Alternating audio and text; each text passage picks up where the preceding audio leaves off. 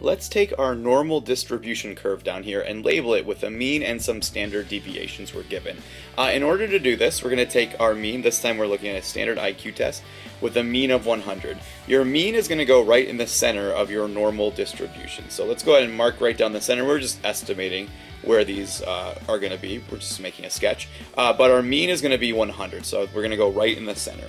What I want to do then is I want to find or mark 1, 2, and 3 standard deviations both above and below the mean. And so again, we're just going to kind of estimate where these are. I'm just going to put 3 marks down here to represent the 3 standard deviations above the mean. And similarly, I'm going to make 3 marks down here to represent 3 standard deviations below the mean.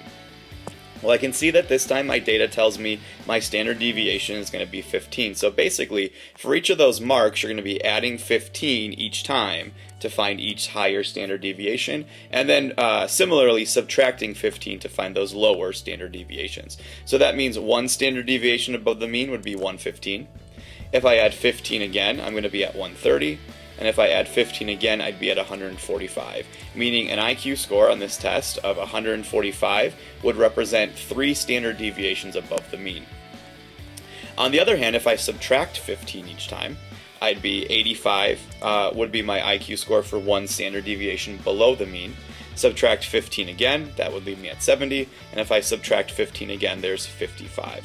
So there's my sketch of a graph that has the mean labeled as well as 3 standard deviations above and below the mean.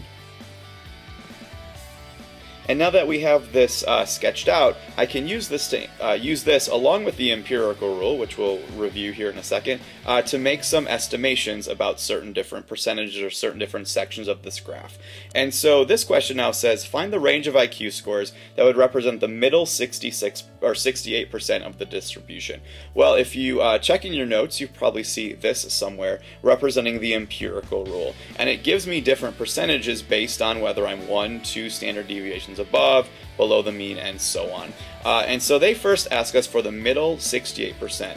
Well, I can see that that middle 68% of a normal distribution is going to represent the scores that are both one standard deviation below and 1 standard deviation above the mean. So going back to look at the graph we made then, we're going to look for those same values. What was 1 standard deviation below? What was 1 standard deviation above?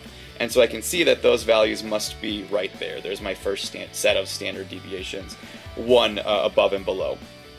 And so that range of values then must be IQ scores between 85 and 115. Alright, so that's kind of how we're going to be using that, that empirical scale, that graph with the different percentages on it to answer some questions. Next up, they say, what percent of IQ scores will be greater than 130? And so again, looking back at the graph we made, let's find where 130 is. That was this location here, 2 standard deviations above the mean.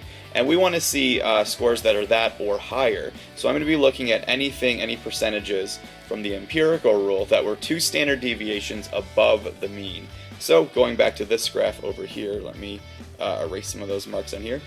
2 standard deviations above the mean would represent all the scores that way.